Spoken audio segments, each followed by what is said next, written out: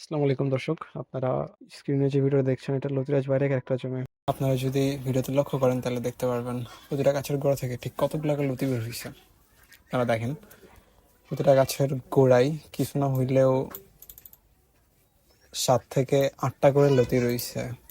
তো আপনারা ইতিমধ্যেই রাজা লতিরাজ বাইরিয়াক রোপণ করছেন, তারা জানেন লতিরাজ বাইরিয়াকে ঠিক কেমন এবং কি পরিমাণ ফলন হয়। প্রতি সপ্তাহে কিছু না হইলেও 8 থেকে 10 কেজি লতি আপনারা হারভেস্ট করতে পারবেন। এই পরিমাণ ফলন লতিরাজ বাড়িয়াকে হয়ে থাকে।